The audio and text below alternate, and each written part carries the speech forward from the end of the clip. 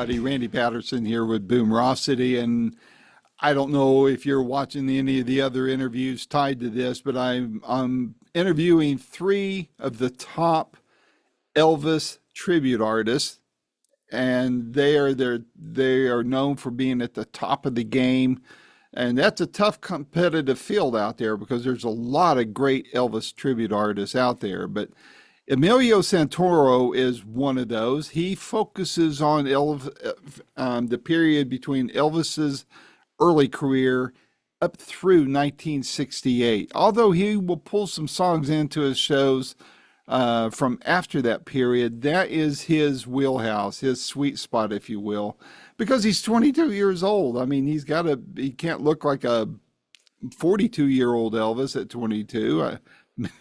I think I kind of did at that time, and I'm not an Elvis tribute artist. Don't get me wrong. But anyway, Emilio is phenomenal. To hear his voice, I swear you'll think you're listening to Elvis. And he is amazing, especially for that era that he covers. He's an award winner. He's going to be performing at Elvis Week, and he's a favorite at Elvis Week. And when you hear us talk, you're going to be blown away that he actually lives in the UK and has a very proper British accent, and that's kind of fun to listen to, especially if you're expecting to hear Elvis's Southern accent, so to speak. So Emilio is a great artist. I encourage you to check out his website, his social media, and the videos on YouTube because he does an amazing job. And while you're listening to this interview, would you mind hitting like and subscribe to whatever platform you're listening to or hearing, watching this interview on? It shouldn't cost you anything, and it will definitely help out Boomerocity.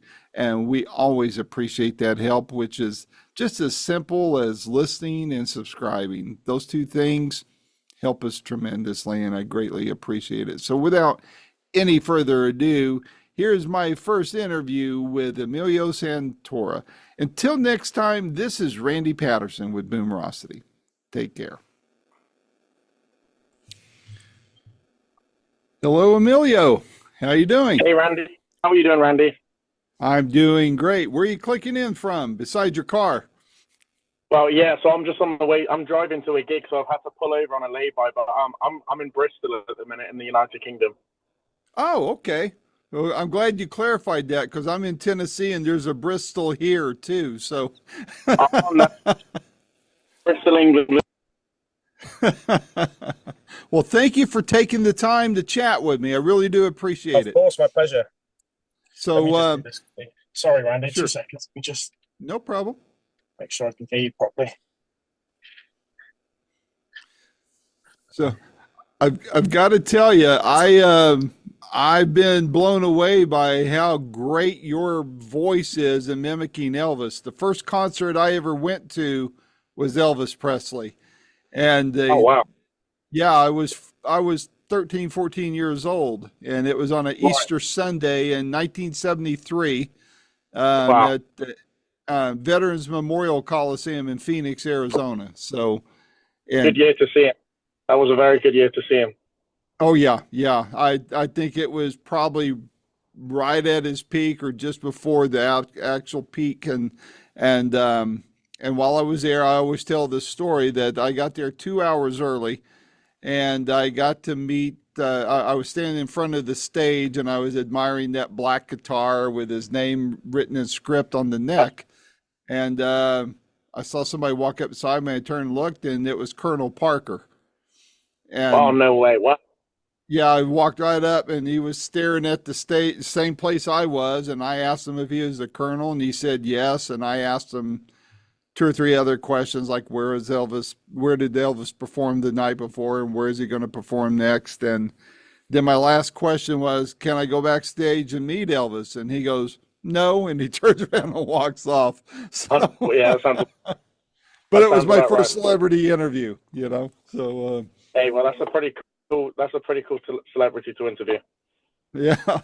Well, man, you nail Elvis's voice. I'm blown away by that, and my hats off to you for how well you do it. I mean, you don't there's a lot of imitators out there, but but by comparison, a lot less tribute artists.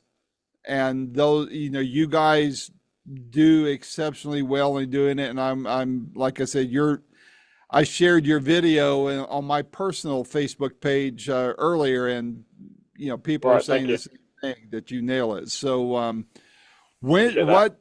I know you've answered these questions before, but for those who are not familiar with you, how did you Yeah. get involved in being a Elvis tribute artist?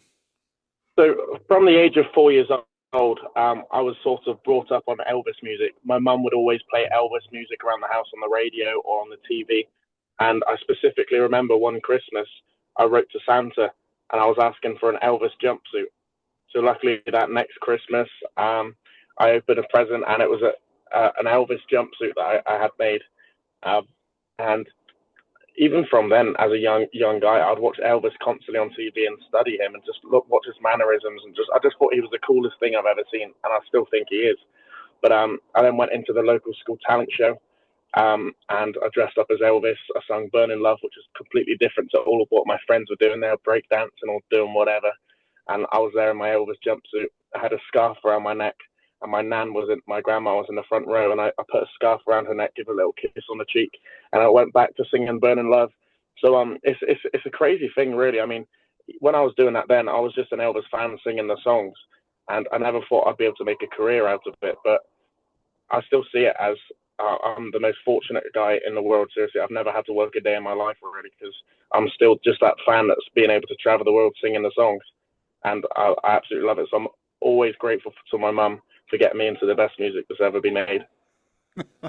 Well, our stories are similar, even though I'm a lot older than you. My mom got me interested in Elvis, and she passed away a few years ago, and I have her collection of Elvis 45 RPM records. It was those records that got me interested in Elvis, There you and go. watching the movies, and him usually winning the fights. I was never much of a fighter, but Uh, yeah, it was those same things. And I think it's cool you got to have the jumpsuits, because when I was a teenager, I wanted jumpsuits. I wanted to wear them to school. yeah, So yeah. I wasn't planning on wearing them to school. I always did say that I wanted to have the "If I Can Dream" suit for my prom suit, but then I sort of got a bit older and I thought, I don't think that's the best idea, to be honest.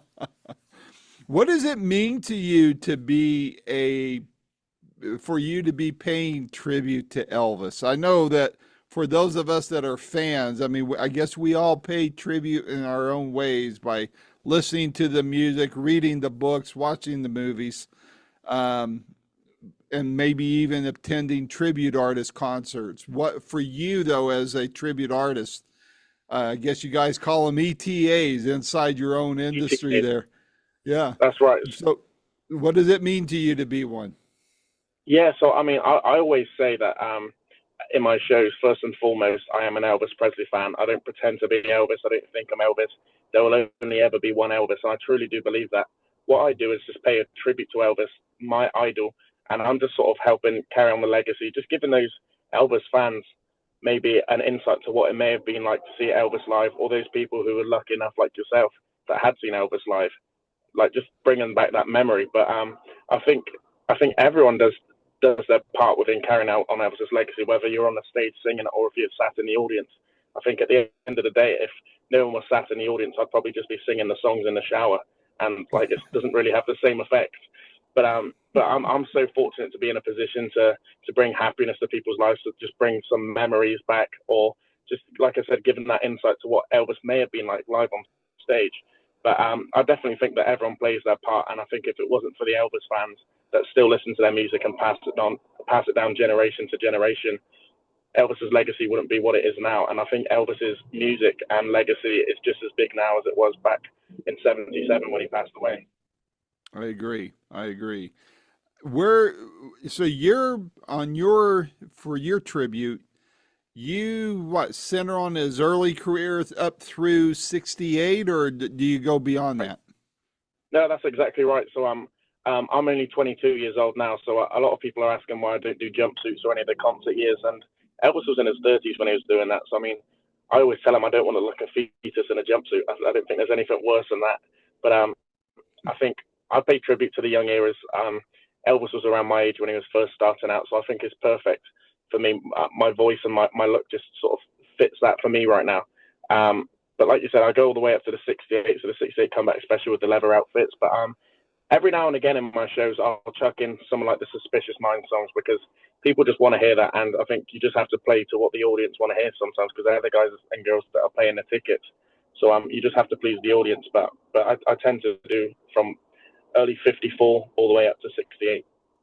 Very cool. What are fans, well, let me put it a different way. Do you have any stories, fan stories, crowd reaction stories, things that are especially special to you with regards to your work as a Elvis tribute artist? Yeah, I mean, I've been lucky enough to perform in front of some of Elvis's people that's worked with Elvis, and I'm good friends with Larry Strickland, who sung with Elvis hundreds of times in the concert years, and he was actually one of the judges for when I won the competition at Graceland, and we've stayed in contact, and he's given me a lot of advice and also a lot of feedback saying about there's certain times where I was on stage and I'll do a little look or something like that. I'll just look out in the audience and he would say that's so Elvisy. And to have someone that's performed with Elvis so many times, being an Elvis fan first and foremost, like I said, I just get chills thinking about that. But regarding the fans, I mean, the fans are amazing. I've had so many amazing opportunities to, whenever I'm at my shows, I always like to see if there's any young guys or girls in the audience, like that I try to sort of encourage to come up on the stage and sing a few songs or get up and have a dance with me. Because I remember being the 4-year-old, the 7-year-old in the shows that I sat up there, and I was lucky enough that the Elvis tributes that I used to go watch would always sort of encourage it and encourage the love for Elvis's music. So I always try to do that within my shows. There's been a few times where I've brought some kids up on stage to have a little dance or have a sing song with me. But and then a few years later, now they're being Elvis tributes themselves. So I think it's just great. I mean, I'm able to sort of do this whole full circle for me personally. That I'm able to sort of hand it down to the next generation now. I'm the old timer now, and all these young guys and girls are coming. It's really great to see, really. I'll be darned. You being an old timer, you're like old enough to be my grandson. So I don't believe it. I don't believe it. There's 10 years between us. Come on. I'm about to turn 66. So Oh, hey, I saw good. Elvis in concert, so I got to be old, right? So hey, well, that's yeah. Well, I wish I saw him. So I'm very jealous of that for sure.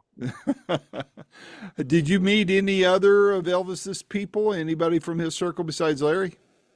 Yeah. So I've been lucky enough to meet Sam Thompson, Linda's brother, and also Elvis's bodyguard. Charles Stone, Elvis's tour manager. I've met Estelle Brown from the Sweet Inspirations. I've met Glenn Hardin. I had a picture with him, spoke to him for a little bit, and I walked past James Burton once at the Graceland Guest House, but I was just shell shocked, and I was too nervous to actually go up to him and speak to him. So I'm pinching myself that I never got that interaction. And they're always so accommodating. Seriously, like I mean, these people, I bet you they get stopped all the time, but every time that I see them getting stopped, they're always so welcoming to the Elvis fans. I think they love it that there's so many people that still love their Elvis's music, and it's great to see. I agree. I've had the privilege of meeting James in person at backstage in Nashville just before COVID hit. He had a fundraiser at the Skirmerhorn there, and I got to go. Well, Brian got me backstage. He was helping James with that, and so I got to have my picture taken with James. And boy, what a thrill that was for me! But I've interviewed James, Donnie Sumner, Jerry Sheff, Donna Presley, Elvis's cousin, and if I can't remember if I said Donnie Sumner or not. He was from the Stamps, but he's I guess JD's nephew. But you're right; they're all very gracious people and always great to talk to. So I'm going to ask you kind of a two-tiered question here, and it involves Elvis's songs. first of all, for you and your shows that you do, your act, what song that you perform would you point people to who are not familiar with your career? Which song do you perform of Elvis's that you'd point to as a calling card, saying, "Hey, if you like what I do on this one, you're going to love my shows"? I would definitely say, I mean, so my winning song at Graceland was a song called Blue Moon. So it's not actually a very well-known Elvis song, but we all know the song Blue Moon originally by the Marcells. The bar, the bar, the bar, the bar, bar. So Elvis's version is completely different. Elvis's version is very haunting. So I would say, I mean, if people would want to check that out, I think I'm always proud of that performance. It's always a special song to me. So every time I sing that, I really get in the zone for that one.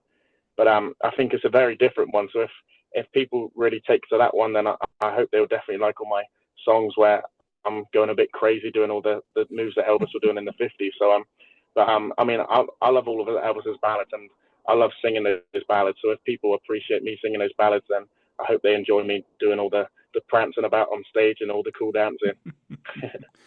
So what's your favorite Elvis song then? Whether you perform it or not, it's immaterial. What's your favorite Elvis song?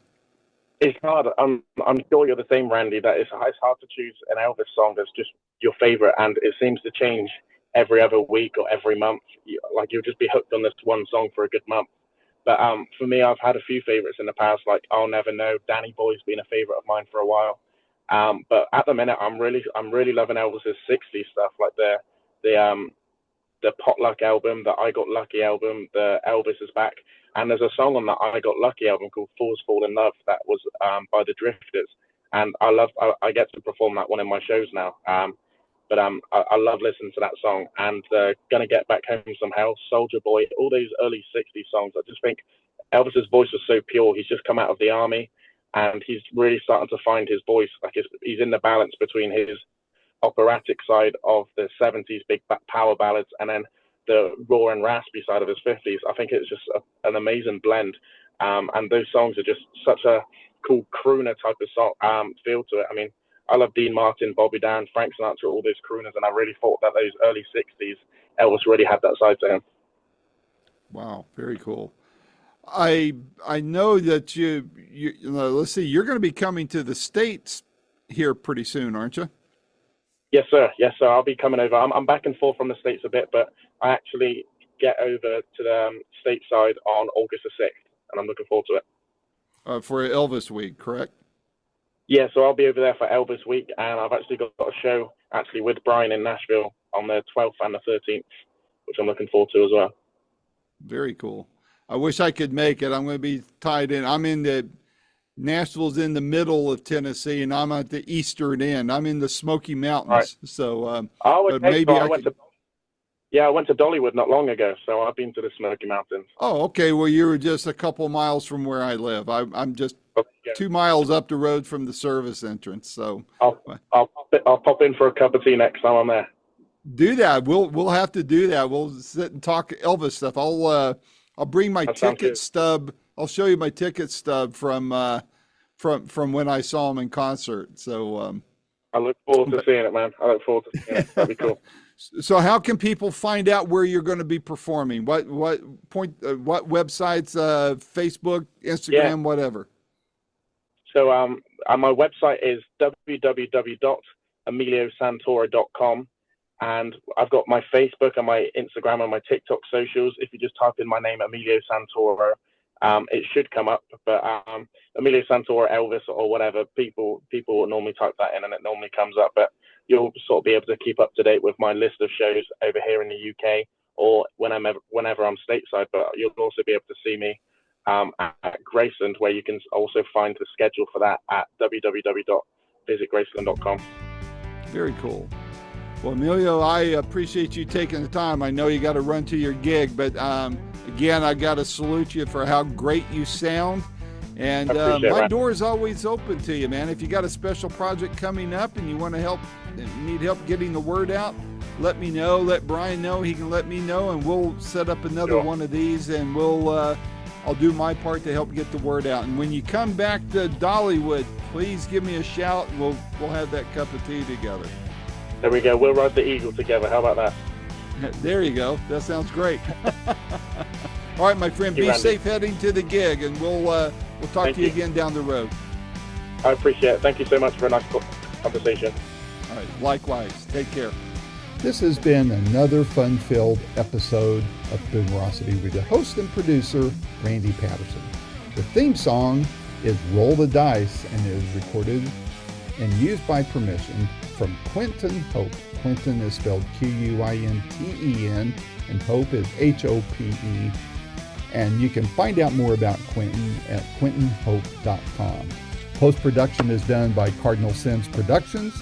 The Boomerocity name, logo, and content is copyright protected. Segments may only be used with written permission by Boomerocity and or its assignees. Inquiry should be directed to input@boomerocity.com. Copyright 2025.